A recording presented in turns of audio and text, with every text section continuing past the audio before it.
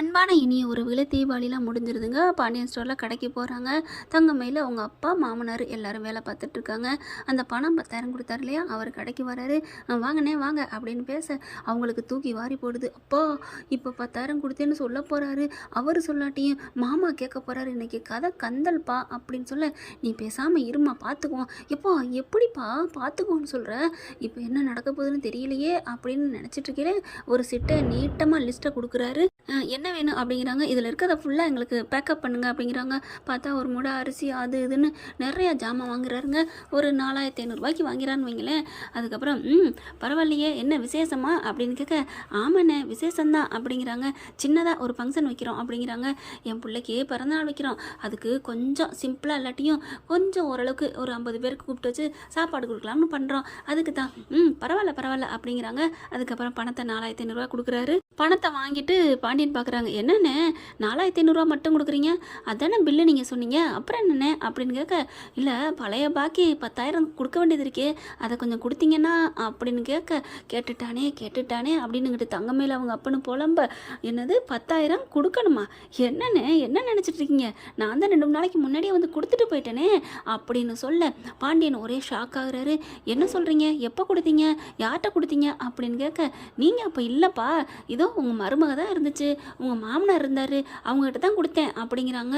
பார்க்குறாங்க தங்கமேல. என்னப்பா, அது ஆமாம்மாம்மா ஆமாம் அப்படின்னு சொல்லிடுது. வேறு வழியே இல்லை. கொடுத்துட்டேன்ல பார்த்தீங்களா, உங்கள் மருமகளே ஒத்துக்குச்சா, 4,500 கொடுத்துட்றாங்க, வாங்கிக்கிறாங்க. அப்புறமா ஒன்றும் சொல்ல முடியல, ஜாமானை கொடுத்துட்றாங்க, வாங்கிக்கிட்டு வரேம்மா அப்படின்னு அவர் போக பார்க்குறாரு. தங்கமேல அப்படி கையை விரலை பிடிச்சி நெளியுது. என்னப்பா 10,000 அவர் கொடுத்தாருங்கிறாங்க, நீங்கள் 10,000 வாங்கணும்னு சொல்கிறீங்க, ஆனால் கணக்கில் வரலையப்பா அப்படின்னு சொல்ல, சம்மந்தி அது வந்து பணத்தை போட்டுட்டோம்னு சொல்ல போகிறாரு. கையை பிடிச்சிடுறாங்க. அப்பா ஒரு பொய்யை மறைக்க 7 பொய் வேணாம்ப்பா, நீ அமைதியாக இரு அப்படின்னு சொல்லிட்டு, மாமா அவங்க கொடுத்தாங்க மாமா, நான் அம்மா என்னை அர்ஜெண்ட்டாக வர சொல்லியிருந்துச்சா, அதனால் அப்போ நான் இறங்கி அம்மாவை பார்க்க போகிறக்காண்டி ஆட்டோவுக்காண்டி நின்றுக்கிட்டு இருந்தேன்னா, அப்போ கரெக்டாக அவர் வந்தார். அப்போ தான் காசு 10,000 கொடுக்கணும் அப்படின்னு சொல்லவும், நானும் வாங்கிட்டு மாமனாட்ட கொடுத்துட்றேன்னு சொன்னேன். அவர் கொடுத்துட்டு போயிட்டாரு. நான் இங்கே மேலே ஏறி கொடுக்காம அம்மா கால் பண்ணிக்கிட்டே இருந்துச்சா, சீக்கிரம் அடி முடியலை ஆஸ்பத்திரிக்கு போகணும்னு சொல்லி பிடுங்கி எடுத்துருச்சு. அதனால் சரி பணம் தானே நம்ம மாமாட்ட அப்புறம் கொடுத்துக்கோம்ட்டு நான் பாட்டுக்கு போயிட்டேன் மாமா. அங்கே போய் அம்மாவுக்கு ஹாஸ்பிட்டலுக்கு கூப்பிட்டு போயிட்டு கொஞ்சம் லேட் ஆயிடுச்சு. பணத்தையும் அங்கேயே சாமி போட்டாக்கிட்டே வச்சுட்டு வந்துட்டேன் மாமா, சாமி போட்டாக்கிட்டேயும் அங்கே தான் வச்சுட்டேன்னு நினைக்கிறேன், நான் போய் எடுத்துகிட்டு வந்துட்டேன் மாமா அப்படிங்கிறாங்க. அப்பாடா நம்ம பிள்ளை தப்பிச்சிட்டாலே, ஆனால் 10,000 எங்கே போவா, ஐயோ அப்படின்னு பார்க்குறாரு. அப்படியே பாண்டியன் என்ன சொல்கிறதுன்னு தெரியலை. சரி போய் சீக்கிரம் எடுத்துகிட்டு வா அப்படிங்கிறாங்க. சரி மாமா நான் எடுத்துகிட்டு வீட்டுக்கே வந்துடட்டுமா அப்படிங்கல பார்க்குறாரு. சரி நீ வீட்டுக்கு வந்துரு, அங்கே கணக்கு பார்த்துக்கலாம் அப்படிங்கிறாங்க. அதுக்கப்புறம் வீட்டுக்கு போகிறாங்க. அப்படியே அவங்க அப்பனும் அது உனக்கு இருக்குது அப்படின்னு அப்படியே பழிப்பம் காட்டிக்கிட்டே போகிறாங்க. வீட்டுக்கும் போய் இறங்கிடுறாங்க. பாக்கியம் பார்க்குது. என்னடி தங்கமேலு என்ன வந்திருக்கிற அப்படின்னோடனே தூக்கி வாரி போடுது. அம்மா நான் ஒன்று உன் வீட்டு சோத்தில் வந்து உட்காந்து திங்க போகிறதில்ல, சோத்துக்கு வரல அப்படிங்குது. என்னடி இப்படிலாம் பேசுகிறேன், ஆமாம் தீபாவளிக்கு வந்துட்டு சீர் கேட்டேனா, சீரை கொடுத்துவிட்டு அவங்க கேட்கவே இல்லை, எதா இருந்தாலும் நீயா ஏதாவது நான் பீத்துறேன் பெருமை கலைன்னு சொல்லிக்கிட்டு பங்கு கொடுக்குறேன் நொங்கு கொடுக்குறேன் அப்படின்னு சொல்லிவிட்டு என்னை பாரு சிக்கலை உண்டு பண்ணிட்டேன். இப்போ நாளில் மாட்டிக்கிட்டு முழிக்கிறேன். அவங்க கேட்டாங்களா, வந்துட்டு கஞ்சி குடிக்க வழி இல்லை, எந்த தாயாத சொல்லுமா, நீ இங்கே இருந்துக்கடி அப்படின்னு சொல்லிட்டு என் வயிற்றுச்சல நான் என்ன சொல்கிறது. இப்போ பாரு நல்லா மாட்டிக்கிட்டோம். என்னடி மாட்டிக்கிட்ட, உன் புருஷன் 10,000 பணம் கொடுத்தார்ல, அது அவன் அம்மாந்தி கேட்குறாரு, இப்போ நான் என்ன பண்ணுறது, என்னடி சொல்கிற அப்படிங்கிற நடந்ததெல்லாம் சொல்கிறாங்க. நீ ஏன்டி இங்கே கொண்டாந்தேன்னு சொல்கிற, அப்புறம் என்ன சொல்கிறது, உன் வீட்டுக்கு கொண்டு போனேன்னு சொல்ல வேண்டியதானே, என் வீட்டுக்கு போனால் அங்கே எல்லாரும் நிற்பாங்க, எடு 10,000 எடுன்னு நான் என்ன பண்ண முடியும், அப்போ இங்கே மட்டும் வந்தால் எப்படி எடுக்க முடியும், அது எப்படியோ சொல்லி சமாளிப்பேன். இங்கே வச்சிருந்தேன் காணோம், அம்மா எடுத்துகிட்டு போயிடுச்சு போல இருக்குது, அப்பா பணம் எடுத்துகிட்டு போயிடுச்சு போல இருக்குது, ஏதோ சொல்லி இன்னும் ஒரு வாரத்தில் கொண்டாந்து தரேன், இல்லை இங்கே தான் இருக்கேன் அம்மாவுக்கு முடியலை இந்த வந்துடுறேன் அப்படி இப்படி நீ ஏதாவது சொல்லி நான் சமாளிப்பேன். ஆனால் அங்கே போய் நான் என்ன பண்ண முடியும், என்னை எப்படிலாம் பண்ணி வச்சிருக்கிற அப்படின்னு கத்துறாங்க. சரி இரு அப்படின்னு சொல்லல, டே சரவணா ஃபோன் அடிட்டா அப்படிங்கல, நான் எதுக்கு அடிக்கணும், அவங்க அப்பாவை அடிக்க சொல்லுங்க அப்படின்னு சரவணன் சொல்ல, நானே அடிக்கிறேன் அப்படின்னு தங்கமேலுக்கு அவங்க அப்பா அடிக்க, இந்த அப்பா அடிக்கிறாரே அட்டன் பண்ணி பேசுடி, என்னப்பா அப்படின்னு கேட்க, என்னம்மா போனியே பணத்தை எடுத்துகிட்டு வரலையா? அந்த எடுத்துகிட்டு வரணும்ப்பா, எங்கே வச்சேன்னு தெரியலப்பா, காணப்பா அப்படின்னு புலம்புது. சம்மந்தி எங்கே வச்சுச்சுன்னு தெரியலையா, எடுத்துகிட்டு வீட்டுக்கு போகிறேன்னு சொல்லிச்சு சம்மந்தி அப்படிங்கிறாங்க. சரி சரி பணத்தை எடுத்துகிட்டு நேரத்தோட வீட்டுக்கு வர சொல்லு அப்படின்ட்டு வச்சிடுறாங்க. அதுக்கப்புறம் தங்கமேலு ஐயோ போச்சு போச்சு என் வாழ்க்கை போச்சு அப்படின்னு புலம்புது. அதெல்லாம் புலம்பாதிரி, இருடி 10,000 தானே உங்கள் அப்பா எடுக்கிற, என்ன சொல்லி எடுத்தார் அந்த மனுஷன்? 2 நாளாக தரேன்னு சொன்னார், தருவார், 2 நாள் இங்கே இரு. எப்படிம்மா? அதான் கடைக்கு போகிறாருலடி, விடுடி, டெய்லி 5,000 எடுத்துகிட்டு வந்தால் முடிஞ்சு போச்சு. ஓ இதுக்கு பேர் தான் அவங்க கையை எடுத்து அவங்க கண்ணை குத்துறதா? ஆமாடி, அதெல்லாம் நீ மாட்ட மாட்டடி. ஆனானப்பட்ட ஆளார சுந்தரி அந்த ரோஹிணியே மாட்டாமல் இருக்கிறா, நீ எல்லாம் என்ன சின்ன சின்ன பொய் தானே, மாட்ட மாட்டடி. அவள் பொய் சொல்கிறானா, அது டைரக்டர் ஆள், அதனால அவளை சிக்க விடலை. நான் அப்படி இல்லைம்மா, என்னை சிக்க விட்டாலும் விட்டுருவாங்கம்மா. அதெல்லாம் இல்லடி, நீலாம் சிக்கிட்டா கதை இருக்காது, அதனால நீ மாட்ட மாட்ட அப்படின்னு அவங்க அம்மா சொல்லுது. ஆனாலும் என்ன பண்ண போகிறாங்க அப்படிங்கிறத பொறுத்திருந்து வருங்காலங்களை பார்க்கலாம். மறுநாள் ஆயிடுது, நைட்டே கால் பண்ணிக்கிட்டே இருக்கிறாங்க. என்னம்மா தங்கமேல் வரலையா அப்படின்னு கேட்குறாங்க. இல்லை என் தங்கச்சிக்கு முடியல, எங்கள் அம்மாவுக்கு முடியல அப்படிங்கிற மாதிரி ஒன்றுன்னா சொல்கிறாங்க.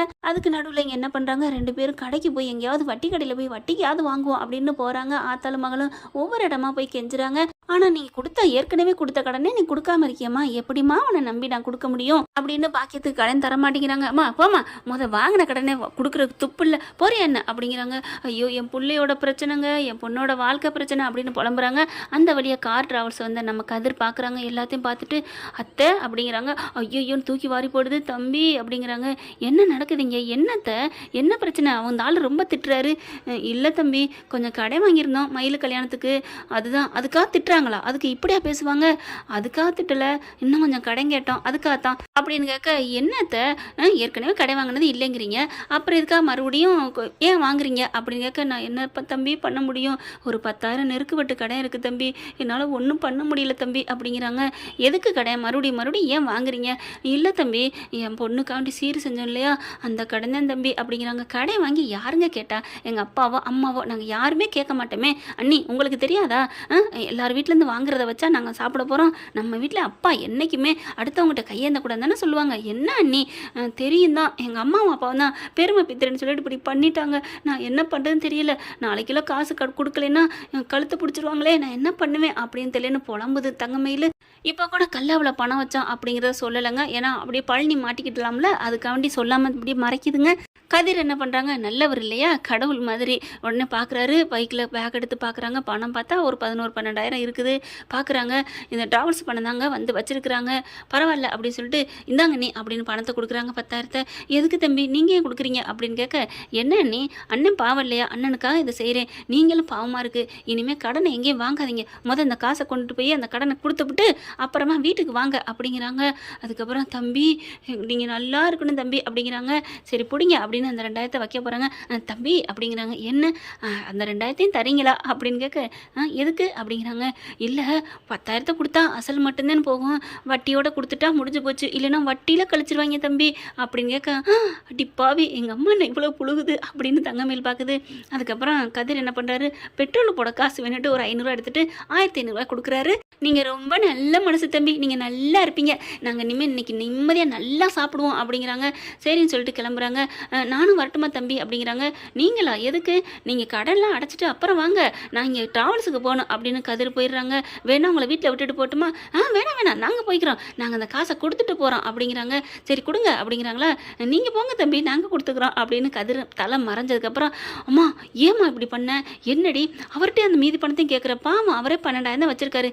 ஏய் பாத்தியா, அவன்லாம் பாரு கையில் செலவுக்கு காசு வச்சிருக்கான், உன் புருஷன் தான் இருக்கானே மக்கு பிளாஸ்டரி அப்படிங்கிறாங்க. அம்மா அதெல்லாம் விடுமா, இப்போ நடக்கிற பிரச்சனை பாரு, எதுக்கு இப்போ அந்த 1,500 வாங்கினா? பாவம் அந்த கதிர் தம்பி, நமக்காக 10,000 கொடுச்சுல, இப்பெல்லாம் வாங்கலாமா? வாங்கலைண்ணா, இப்போ நல்ல சோறு திங்க போகிறேன்னு சொன்னேனே, எப்படிம்மா? வர்ற வழியில் பார்த்தேன் 800 தானே, ஒரு பக்கெட் பிரியாணி வாங்கிட்டு போயிடுவான், நல்லா சாப்பிடுவோம்டி. அடி பாவி நீலாம் திருந்த மாட்டியா அப்படின்னு தான் சொல்லணும்னு தோணுது. அடி விடுடி, உண்மையிலே வட்டி காசுன்னு கொடுக்கணும்னு தான் சொன்னோம்னா என்ன பண்ண முடியும் அப்படி நினச்சிக்க. இந்த 10,000 இந்த புடி வச்சுக்க, நம்ம போய் பக்கெட் பிரியாணி வாங்கிட்டு போய் நல்லா சாப்பிடுவோம் அப்படின்னு சொல்லிட்டு போகுதுங்க. இந்த பாக்கியத்தை என்னதாங்க சொல்லணும், காமெண்ட்ஸில் சொல்லிடுங்க. இது நம்மளோட கற்பனை கதை தான். பிடிச்சிருந்துச்சுன்னா உங்கள் பொண்ணான கையில் ஒரு லைக்கை போட்டு சப்ஸ்கிரைப் பண்ணிடுங்க. Thank you friends.